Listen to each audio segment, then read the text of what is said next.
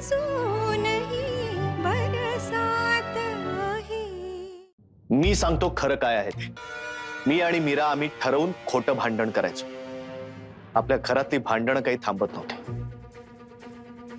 तेव्हा मला आणि मीराला एक उपाय सुचला, काट्याने काटा काढायचा। तुम्ही भांडायला लागलात की त्याच्या वर आवाज चढून आम्ही भांडायला लागायचो आणि ती ट्रिक वर्क झाली। आमची भांडणं सुरू झाली की तुमची भांडणं थांबायची, तुम्ही शांत व्हायचात आणि आम्हालाच समजावायला यायचात। आम्ही हा खेळ सुरू केला, पण नंतर आम्हीच त्यात गुंतत गेलो। ते इतकं वाढलं की आम्हाला खोटी थोबाडीत मारण्यापर्यंत जावं लागलं। आपल्या घरातल्या कटकटी आणि भांडणं थांबावीत म्हणून मी आणि मीराने ठरवून केलेलं हे नाटक होतं। तुम्ही म्हणता तसं काहीच नाही।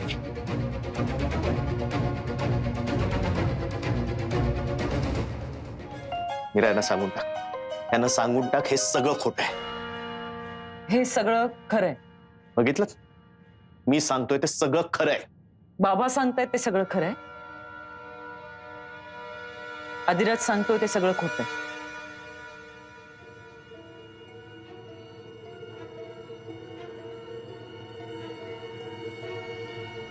मीरा, काय चाललंय तुमचं? खरं खोटं काय ते स्पष्ट सांगा आता। असं असं भांडण खोटं असतं काही? हा, मला सांगा ना मधुरताई, असं खोटं भांडता येतं का? आता तुम्ही माझा रागराग करता, ते माझा खरा राग येतो म्हणूनच ना। तो मनात प्रेम आहे आणि खोटं खोटं चिडता माझ्यावर, असं नाही ना होत। मीरा तू काय बोलतेस? थट्टा करतेस का? मी अजिबात थट्टा करत नाहीये अधिराज, तू मला गृहीत धरू नकोस।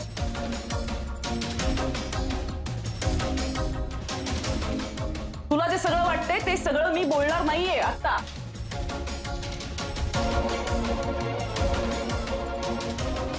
त्या दिवशी आणि माझ्या जी थोबाडीत मारली ना, ती माझ्या शरीरापेक्षा मनाला जास्त लागली। एक मिनिट, पण ते अफेअर आहे ना, तेही खरंय।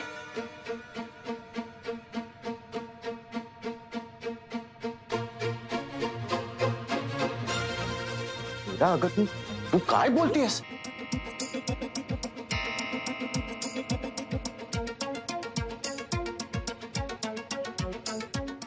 ही मीरा असं का वागली ना? का राडा घातला असेल तिने? असं विचारतोस त्या आधी मीरा तू आधी रागावलायस?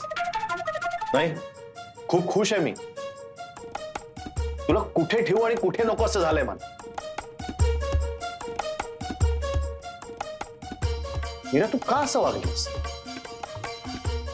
का अजून सगळ्या गोष्टी कॉम्प्लिकेट केल्यास? शांत हो ना प्लीज, प्लीज रागवू नकोस। हे बघ, तू एकदम बोलून गेल्यावर मीही गोंधळले, मला कळे ना काय करायचं। पण मला हे बोलायला लागलं कारण आपल्याला दोघांना मिळून एक सत्य समोर आणायचं। कसलं? ऐक आधी, गेले काही दिवस आपल्याला हॉस्पिटल मधल्या अनेक गोष्टी खटकतायत, बरोबर? तिथे काहीतरी चुकीचं घडलंय किंवा घडतंय असं आपल्याला वाटतंय, पण त्याबद्दल आपण काही करू शकत नाही आहोत कारण आपल्याकडे प्रूफ नाहीये। म्हणजे आपल्याला शंका येते पण आपण काही सिद्ध नाही करू शकत आहोत। हो ना, कारण सगळंच तोंडी आहे ना। जर ऑन पेपर काही नसेल तर आपण कोणावर विश्वास ठेवणार? नाही आधी, पण मला असं वाटतं की ऑन पेपर काहीतरी असणार आहे। मला एक वेगळी शंका येते आधी, आपल्या हॉस्पिटलमध्ये जर पेशंटला चुकीची ट्रीटमेंट दिली जात असेल, चांगली ट्रीटमेंट दिली जात नसेल किंवा पेशंटच्या जीवाशी खेळलं गेलं असेल, ते गंभीर आहे।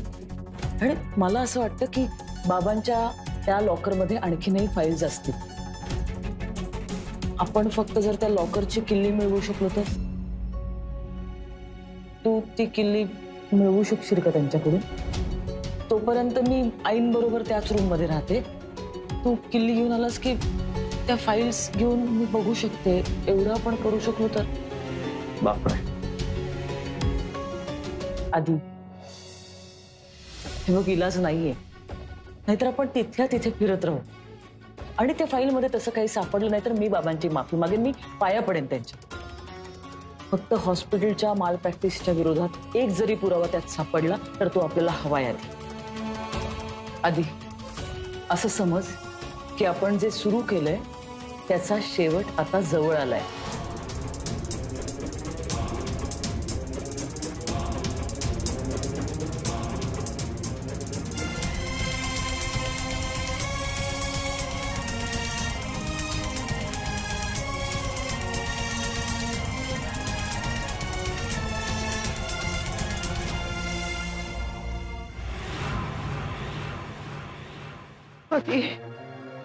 आधी काय आहे हे सगळं?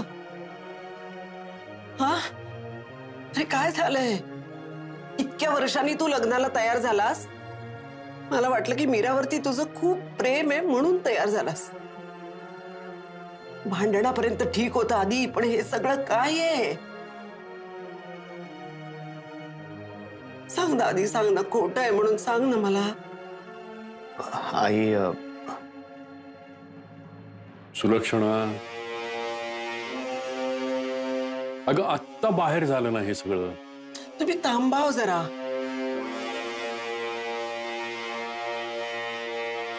माझ्या मुलाच्या डोळ्यात बघू दे मला.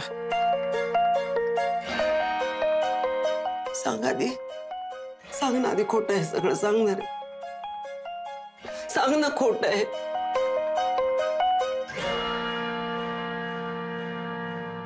आई हे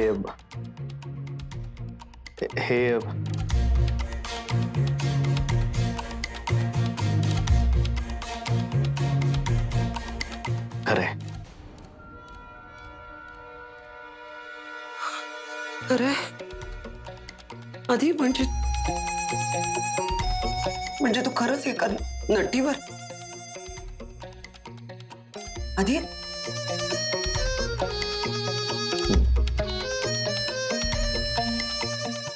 बेशरम. सुलक्षणा, आता पुरे. काळ खूप पुढे गेलाय आता. आपल्या वेळसारखं नाही राहिलंय हे. या असल्या गोष्टी खूप कॉमन झाल्यात आता. आणि आदिराज काही लहान आहे का आता? त्याला कळतं ना तो काय करतोय ते. आणि कुठलीही नाती अशी जबरदस्ती कोणावर लादता येत नाहीत. त्या दोघांना ठरवू दे ना त्यांच्या आयुष्यात त्यांना पुढे काय करायचंय ते.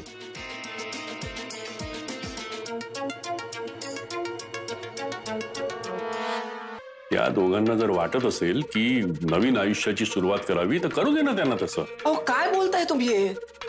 त्याला समजवा ना, लग्न अशी मोडायची नसतात म्हणावं. नॉनसेन्स. आदिराज, मी आधीच सांगितलंय तुला, तू जो काही निर्णय घेशील त्या प्रत्येक निर्णयामध्ये मी तुझ्या पाठीशी असेल. बरं आदिराज, कोण आहे मुलगी? कधी भेटवतोस आम्हाला? भेट हा लवकरच. गुड. काय नाव काय तिचं?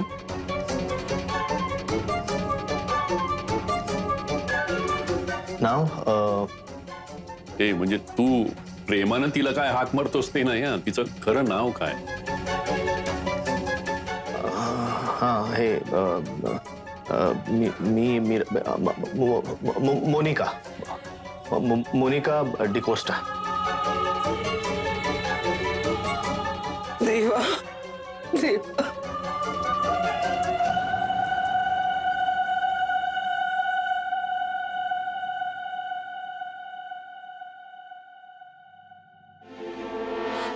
काय किती प्रश्न विचारतेस? मी सांगितलं ना जे आहे ते. पण माझा विश्वास बसत नाहीये. हे बघ, मी जे आहे ते सांगितलंय आणि ते खरंय. तुझा विश्वास बसत नाही त्याला मी काही करू शकत नाही. अरे आहे कुणा माणूस? मी याबद्दल अजून काही नाही बोलू शकत. नाही ताई, सांगतेस ना तर सगळं नीट सांग. अर्धवट कशाला सांगतेस? अरे मला नाही बोलायचंय याविषयी काही, मला नाही बोलायचंय, नाही सांगायचंय. असं कसं म्हणू शकतेस तू ताई? हा काय खेळ आहे का? हे बघ, तेवढं कळतंय मला. कळतंय ना, मग तू आणि जिजू बसून सॉर्ट आउट करा ना. हा ऑप्शन नाहीये ना ताई. तुम्ही दोघं एकमेकांना सोडून देणार दुसऱ्याच कोणासाठी तरी? मला अक्कल शिकवू नको तू. आणि तू जा तुझा. ताई मी आई बाबांना सांगेन ना, सौरभ दादाला पण सांगेन. आगाऊपणा करू नकोस म्हणून. नाही ऍक्च्युली काय आहे ना, त्यांना ऑलरेडी कळलेलं असणार आहे. अश्विनी वहिनी येऊन गेली ना आता, तिने सगळं सांगितलेलं असणार बघ तू. हा ठीक आहे ठीक आहे. ते मग मी आणि आई बाबा काय ते बघून घेऊ. तू बडबड करू नको उगाच. तुझं सगळंच ठरलंय. हा, तुला आमचं कुणाचं काहीच ऐकायचं नाहीये. मग का राहतेस तू या घरात? म्हणू तू आता मला असं बोलणार का? तू माझी सख्खी बहीण, माझ्या माहेरची म्हणून मी तुझ्याकडे मन मोकळं करायचं आणि तू सासरच्या नात्याने मला घराबाहेर काढतेस? हा, मला जर विचारणार तू आता? जाईन मी जाईन, पण माझा हक्क घेऊन जाईन.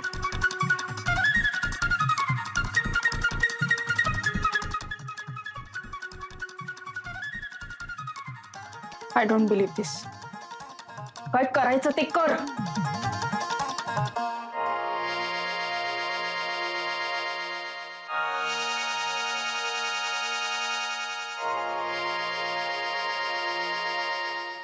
नाही आता नको, आपण नंतर बोलू. हा ठीक आहे, नंतर बोलते. बाय.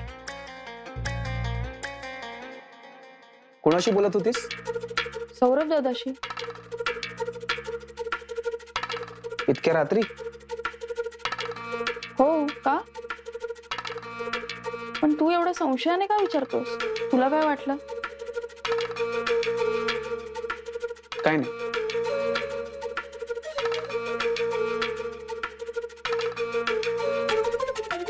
काय झालंय? नाही काय नाही, सॉरी. मल्हार, अश्विनी वहिनीने सौरभ दादाला सगळं सांगितलं. तो खूप पॅनिक झाला. मी त्याला म्हंटल की आत्ता आई बाबांना काही सांगू नकोस, आम्हालाही काही कळत नाहीये. मलाही काही टोटलच लागत नाही. मल्हार, माझा विश्वासच बसत नाहीये रे. माझाही. त्यात ते दोघं तोंडाने सांगतात आपल्याला, मग काय समजावणं तेच कळत नाहीये मला. हो ना. मी ना म्हणू विचार केला खूप. मला असं वाटतंय की आई जे बोलते ना ते बरोबर बोलते. म्हणजे जिजू आणि ताई खरंच भांडणाचं नाटक करत होते? हो. अरे पण मल्हार, इतक्या टोकाचं खोटं कोण बोलेल? नाही म्हणजे माझा नव्हता आधी विश्वास बसत, पण आता ताईच म्हणते तर. नाही, हे शक्य नाहीये म्हणून. असं काहीतरी आहे जे आपल्याला कळत नाही. काहीतरी गडबड तर आहे. भोगा झालाय डोक्याचा. हे नक्की काय प्रकरण आहे?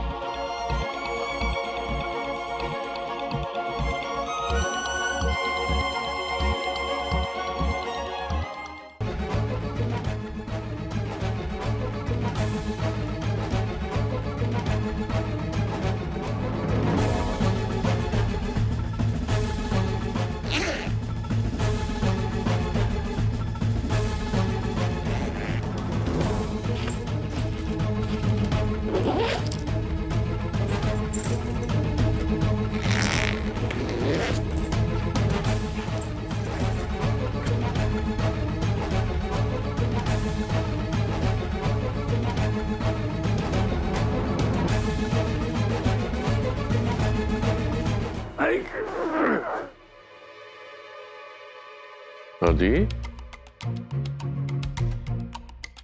काय रे, झोपला नाही अजून? आणि तिकडे अंधारात काय करतोय?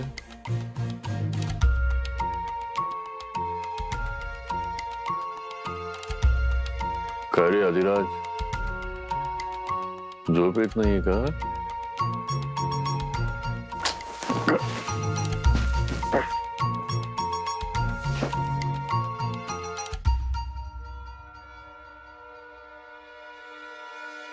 काय झालं अधिराज? तुला टेन्शन आलंय का? यू डोंट वरी, आपण दोघे जण मिळून मीराला समजावूया. बाबा बाबा बाबा बाबा बाबा मी जो डिसिजन घेतोय तो योग्य आहे ना? अधिराज, अरे अगदी बरोबर आहे. म्हणजे आयुष्यभर कुडत राहण्यापेक्षा तू तुकडा पाडतोय. ऍक्च्युली बाबा ती मोनिका आहे ना, ती बॅकआउट व्हायचं म्हणते. का? अरे नाही नाही, तिला म्हणवा असं नको करू आता, नाहीतर हे परत. तू एक काम कर, तू ना माझी आणि तिची एकदा भेट घडवणार. मी समजावून सांगतो तिला व्यवस्थित. अधिराज, तू असा एकदम खचून जाऊ नकोस रे. मी आहे ना. थँक्यू बाबा, तुम्ही मला एवढं समजावताय, मला समजून घेताय, त्याबद्दल खरंच थँक्यू सो मच. आता फार विचार करू नको, उशीर झालाय. तुम्ही झोपा बाबा. हो, मी झोप.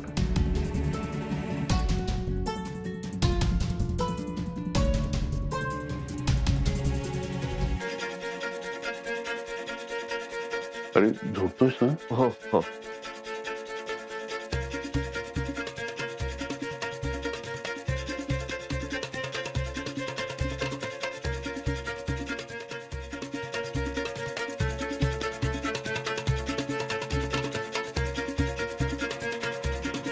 ही किल्ली आता मीराला द्यायला पाहिजे आणि मग परत बाबांच्या बॅग मध्ये आणून ठेवली पाहिजे. आणि हे सगळं आजच्या रात्रीतच व्हायला पाहिजे. बापरे. आधी ऑल द बेस्ट.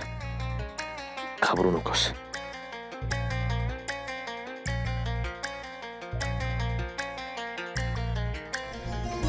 बाबा काय झालं, ओरडताय कशाला? अगं ह्या प्रदीपचा फोन लागत नाहीये, मला जायचं हॉस्पिटलमध्ये. आणि हा ठीक आहे ना, ते करतील परत थोड्या वेळात. नाही, पण मला काम आहे ना माझं. अडलंय. मल्हार, म्हणजे सगळे इन्व्हेस्टमेंट खूप ओल्ड स्कूल आहे. मला नवीन पद्धत शिकायची. तुम्ही ना बाबा इन्व्हेस्टमेंट एक्सपर्ट अपॉइंट करा.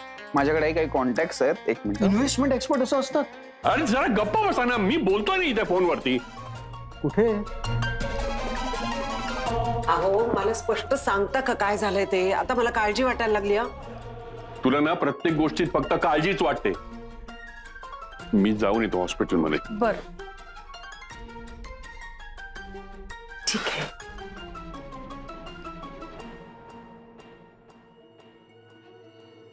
एवढ्या घाईने कुठे चाललाय बाबा? हीच फाईल शोधताय ना तुम्ही? अगं बाई, हे शोधत होता तो तुम्ही? पण ही फाईल तुमच्याकडे कशी आली? काय आहे सगळं मीरा?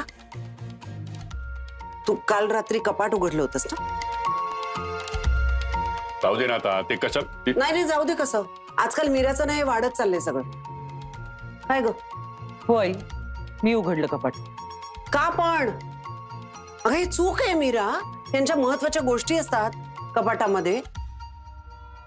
तुम्हाला चावी कशी मिळाली पण? मी सांगतो. ये मीरा आता.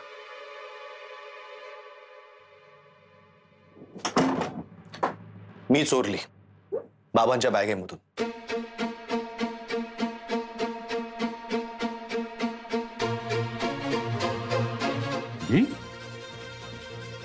हो बाबा. पण काय, याआधी आम्ही दोघांनी कधी तुम्हाला हॉस्पिटल बद्दल काही प्रश्न विचारले, काही गोष्टी जाणून घ्यायचा प्रयत्न केला, तर आम्हाला नेहमीच गुळमुळीत उत्तर मिळाली.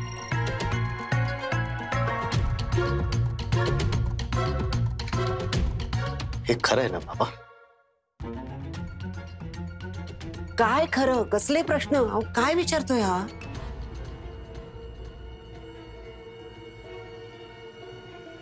मला काही माहिती नाहीये. मला हॉस्पिटलला जायचंय, अत्यंत महत्वाचं काम आहे. ती फाईल दे इकडे. कुठेही जाऊ नका बाबा, आणि फाईल तर मी तुम्हाला देणारच नाही. आम्ही कोणी चुकलो की तुम्ही कसं सगळ्यांना एकत्र बोलून आमची कान उघडणी करता? मग तू आता इथे सगळ्यांसमोर माझी उलट तपासणी घेणार आहेस? म्हणजे तुम्ही चुकलात का बाबा?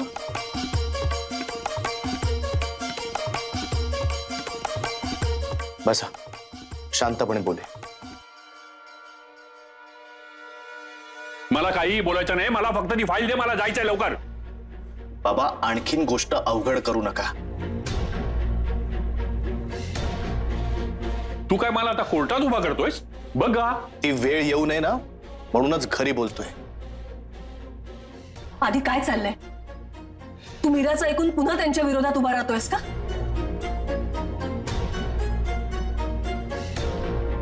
तुझं एक स्वप्न पूर्ण करण्यासाठी 75 लाख रुपये खर्च करून जमीन विकत घेतली त्यांनी तुझ्या हॉस्पिटलसाठी.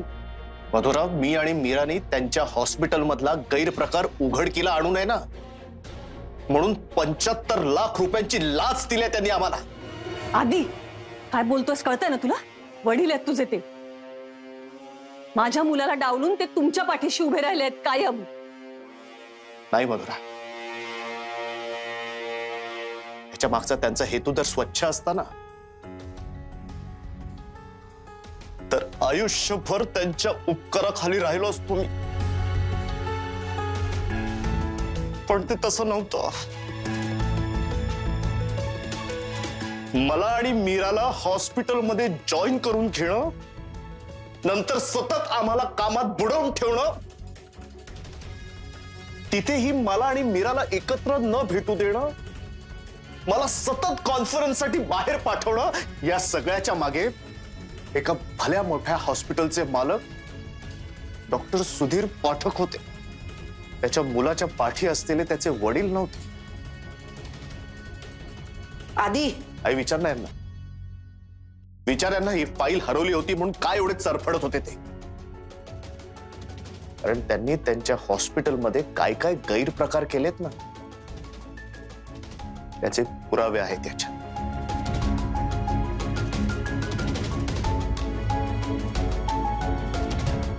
माझी मान लाजेने खाली गेली हो. मीराच्या जेव्हा ही गोष्ट लक्षात आली ना, तेव्हा तुमच्या प्रेमाखातर मी ही गोष्ट मान्य करायला तयार नव्हतो. पण मीराने ही जेव्हा फाईल माझ्या समोर ठेवली ना, तेव्हा मला नाकारण्याचा प्रश्नच येत नाही. नाईलाजाने मला ही गोष्ट मान्य करावी लागते की डॉक्टर सुधीर पाठक हा एक अत्यंत करप्ट माणूस आहे. मेडिकल प्रोफेशनला काळीमा फासणारा एक स्वार्थी आणि लोभी माणूस आहे. अधिराज, आवाज चढवू नका बाबा. तुमच्या या आवाजाने सत्य दाबलं जाणार नाही. हे खरं आहे? सांगा ना, हे खोटं आहे सगळं. सांगा ना यांना, माझं नाही पटत आहे, तुम्ही सांगा.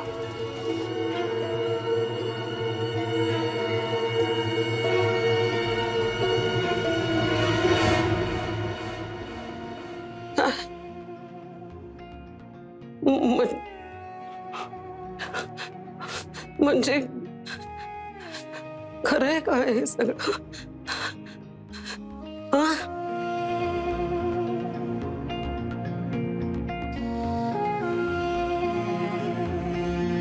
म्हणजे इतके दिवस लोकांना लुबाडून मिळणारा पैसा मी उपभोगत होते. हा एक ट्रॅप आहे ग, आणि या फासातून सुटका नाही. म्हणजे आज मी यातून सुटायची जर धडपड केली ना, तर तो वैशंपायन मला पुन्हा ह्याच्यामध्ये अडकवेल. म्हणून तुम्ही अजून या दलदलीत रुतत गेलात बाबा.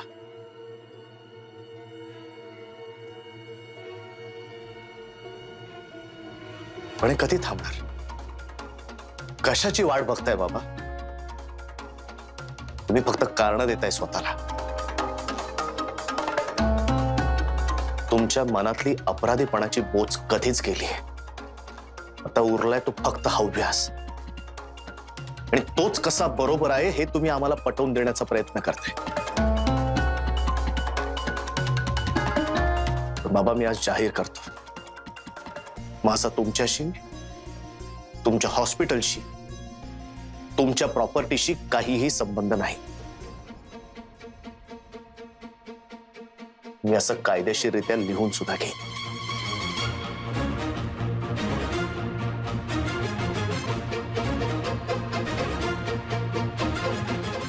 मला आता तुमच्या पापात सहभागी नाही व्हायचं बाबा. मी आणि मीरा आता इथे नाही राहणार.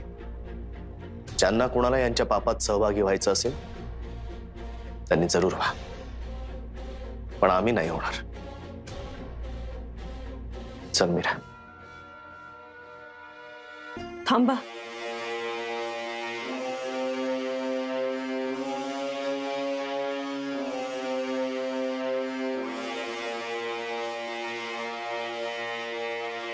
प्लीज तुम्ही जाऊ नका. एकटे जाऊ नका.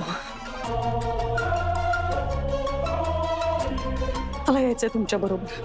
आजपर्यंत माझ्या बाबांचं स्टेटस, त्यांचा लौकिक, कर्तृत्व, पैसा, या सगळ्यांवरून खूप बोलले रे अमोलला.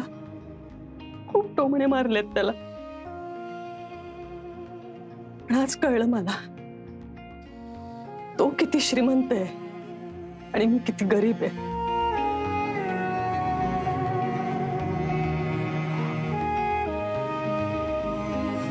ज्या पायरीवर उभी होते ती पायरीच कमकुवत होती हे माहिती नव्हतं मला.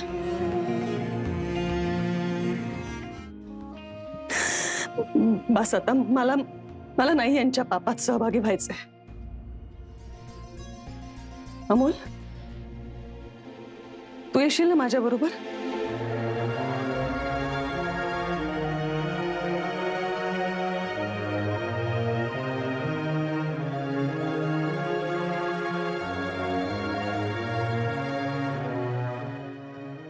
चला. थांबा धीरज.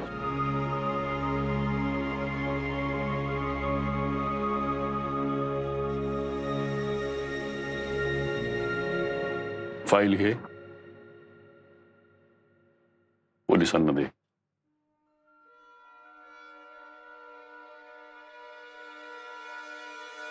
अरे या जगामध्ये एवढे मोठे मान सन्मान मिळवून काय उपयोग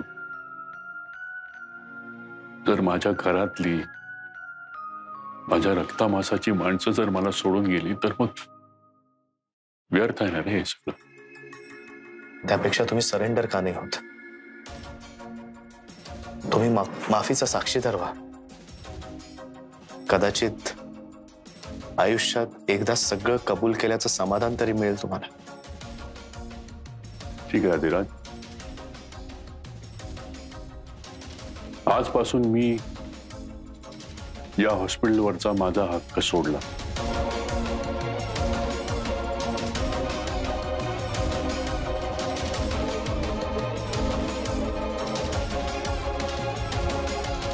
तुम्हाला तिथे काय हवं ते करा, तुम्हाला हवं तसं चालवा. डॉक्टर प्रदीप वैशंपायनसारखे लोक जर तुमच्या आड येणार असतील तर आज माझ्या समोर ज्या ठामपणे उभा राहिलात ना, त्या ठामपणे त्याच्याही समोर उभे राहा आणि त्या हॉस्पिटलमधला सगळा गैरव्यवहार मोडून टाका.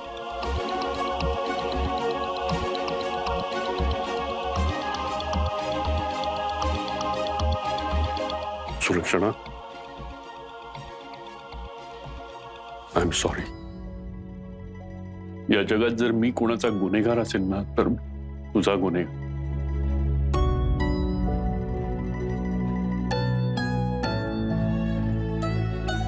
यापुढे मी या पापाचं परिमार्जन करण्याचा नक्की प्रयत्न करेन.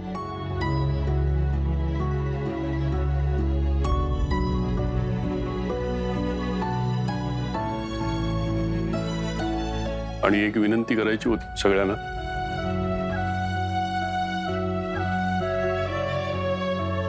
या घराला, मला आणि तुमच्या आईला सोडून जाऊ नका.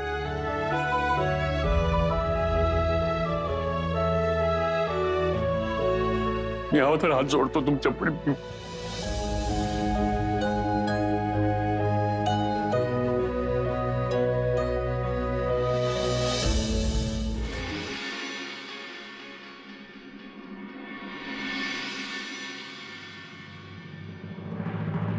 बरोबर 5 महिने झाले त्या दिवसाला.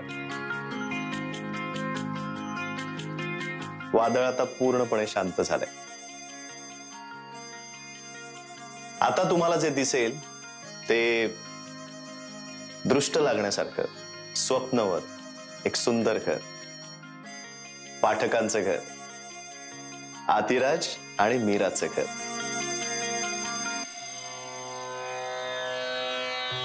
गजवक्रम चतुर्थकम लंबोदरम पंचमं च षष्ठं विकटमेव च सप्तमं विघ्नराजेन्द्रं धूम्रवर्णं तथाष्टमं नवमं भालचन्द्रं च दशमं तु विनायकं एकादशं गणपतिं द्वादशं तु गजाननं द्वादशैतानि नामानि त्रिसन्ध्यं यः पठेत् नरः न च विघ्नभयं तस्य सर्वसिद्धिकरं प्रभो. हो लॉन्चिंग डेट आपण आजच फायनल करूया.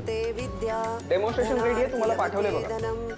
मल्हारनी त्याचं एक गेमिंग ऍप सुरू केलंय. मी त्याची बिझनेस पार्टनर आहे, म्हणजे नावापुरती. हो पण मधुराला याबद्दल काही हरकत नाही हे विशेष. ऐकलं मी सगळं. Silver jubilee. Superstar Amol Karnik. आमचे अमोल दादा 2च महिन्यापूर्वी सुपरस्टार झाले. माझा चहा कुठे आहे? फिल्म फन 2022 चा बेस्ट ऍक्टर मेल अवॉर्ड अमोलला मिळालाय. त्याच्या बायकोचा गुलाम या मराठी चित्रपटाने 90 कोटीचा गल्ला मिळवलाय. मधुरा, अब हा तुझा अभिजित कॉन्ट्रॅक्टर डोक्यात जातोय आता माझ्या. अति करतोय तो. तुझं काम कर ना. माझ्या डोक्यात जातो तो. अरे नाही केवढा तो. बरं तिचे बाकीचे आहेतच कॉन्ट्रॅक्टर, त्यांना द्यायचं ना. मुंबईच्या स्वप्नीलला द्यायचं, नाशिकच्या अभिजितला द्यायचं. या सगळ्या कोलाहलात एक माणूस मात्र शांतपणे आपलं आयुष्य जगतोय.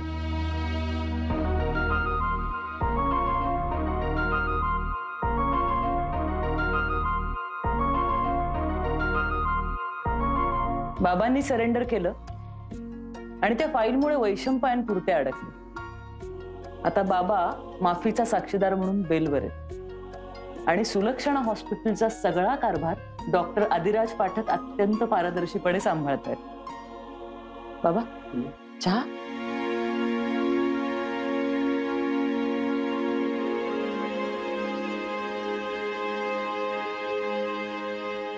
आणि मीरा हॉस्पिटल उत्तम मॅनेज करते माझ्या बरोबर.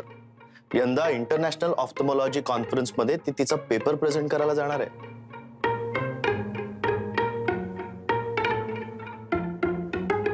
आणि मी माझं मजेत चाललंय. सुंदर आणि एफिशियंट बायको असल्यावर फार चौकशी करू नये. ती म्हणेल त्याला हो म्हणावं, हे एवढं शिकलोय. हा आता मीरा तिची स्ट्रॉंग कॉफी आणि माझी दुधट कॉफी यावर तर मला कधी कधी टोमणे मारत असते. पण टोमणे आणि चिमटे यांचा हिशोब न मांडल्यामुळे आमचं अगदी उत्तम चाललंय. हा फक्त एक बॅलन्स शीट अजून टॅली करायची राहिली. आधी खरं सांगू, मला ना एक गोष्ट कळली. भांडण असतं ना, भांडण ते भांडून भांडून संपतं. प्रेम असतं ना, प्रेम करून करून वाढतं. कारण प्रेमाला एक्सपायरी डेट नसते. क्या बात आहे.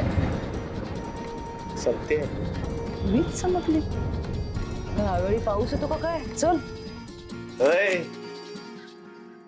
कुठे चल ना, पाऊस पडेल. हे बघ मीरा, तू माझ्या प्रेमात आहेस,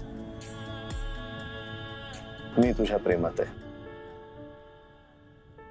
जोपर्यंत हा पाऊस रिमझिम, मुसळधार, भीतीदायक, भयानक, वेळी अवेळी कसाही असो पडत राहील, तोपर्यंत आपलं प्रेम असंच राहणार आणि मी गाणार.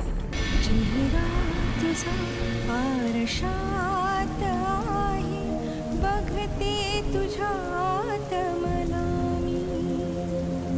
चेहरा तुझा आरशात आहे, बघते तुझ्यात मला मी.